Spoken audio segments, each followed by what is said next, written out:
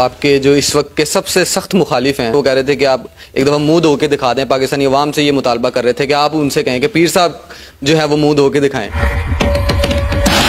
किसी को अगर ऐसी काम करने से किसी का दिल खुश होता है, किसी की रेटिंग ऊपर जाती है या किसी को दुनियादारी चाहिए है तो जो मर्जी कर ले। अल्लाह वालों पे तो लोग इल्ज़ाम लगाते रहते हैं, हमारा काम तो सब्र मोहब्बत का है। इससे पहले कोई आपका इतना सख्त मुखालिफ हो? मैं मुखालफ से नहीं समझता हूँ, ये ज़ाती असद है।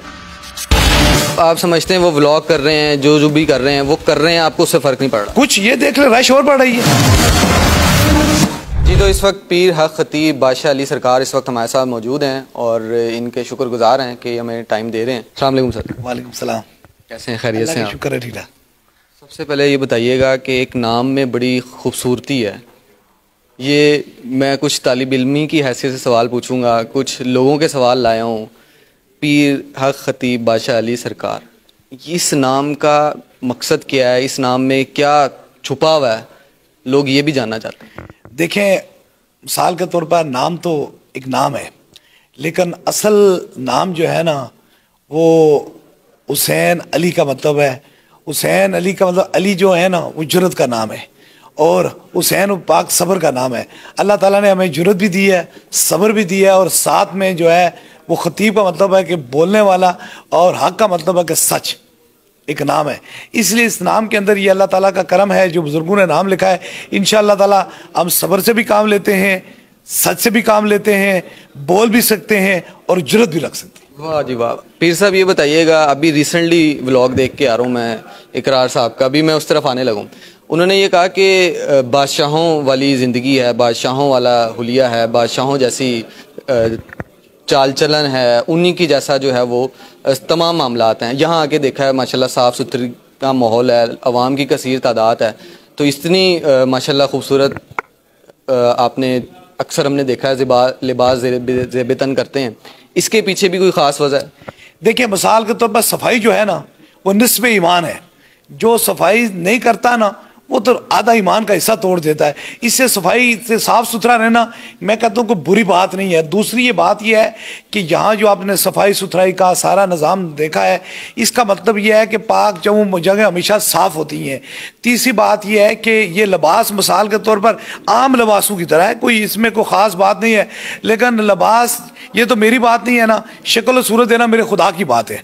अब मैं कोई भी लिबास पहनता हूँ, ये खुदा का करम, वो जचता ही ऐसे है कि लोगों को शाही लिबास नजर आता है।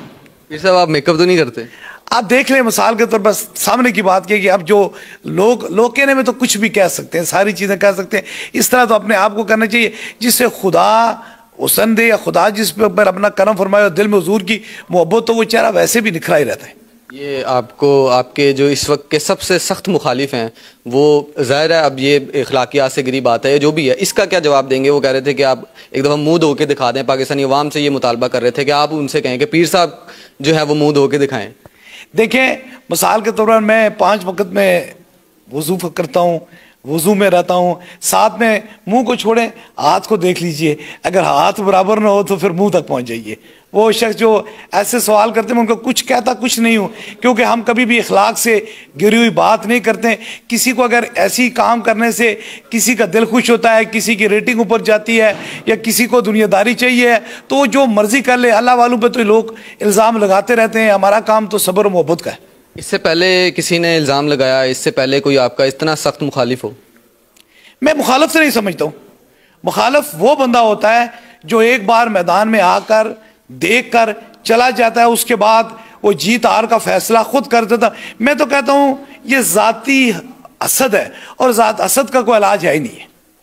मतलब आप ये कहते हैं कि इकरार आपके मुखालिफ नहीं है? मैं कहता हूँ नहीं मुखालफत, मैं मुखालफत समझता ही नहीं उसको। वो तो आपकी ज़ातियात को लेकर, आपके कारोबार को लेकर, आपके तमाम मामलात को लेकर दिन ब दिन नए पिंडोरा बॉक्स खोल रहे हैं। देखिए, मिसाल के तौर पर ये उनकी अपनी मंशा है। अल्लाह वाले जो हैं वो किसी की मुखालफत नहीं करते। अल्लाह वाले जो होते हैं वो मोहब्बत का पैगाम देते हैं। देखें ना, लोगों ने पत्थर मारे हुजूर को, लेकिन हुजूर ने फिर भी दुआएं की हैं। हमारा उसकी मुखालफत का लेवल नहीं है। वो एक साफ़ी है और साफ़ी और अल्लाह के बंदे में मुखालफत की कोई वजह नहीं। आप समझते हैं वो व्लॉग कर रहे हैं, जो भी कर रहे हैं वो कर रहे हैं, आपको उससे फ़र्क नहीं पड़ रहा? कुछ ये देख ले रश और बढ़ रही है और फैज़ हो रहा है लोगों को, और मोहब्बतें लोगों की बढ़ रही हैं। जो पहले नहीं भी आया करते थे, अब उनके ये काम करने से अल्लाह ने और लोगों को भेज रहा है। आप देखें कि कितनी रश है, हर तबके के लोग आते हैं, हर मजहब के लोग आते हैं, हर तरीके के लोग आते हैं, लेकिन उनमें कुछ बात नहीं है, कोई ऐसी बात नहीं है कि कोई, ये तो फर्क पड़ने वाली बात नहीं है। जिसे रब बेच नहीं सकता उसे बंदा कैसे रोक सकता है?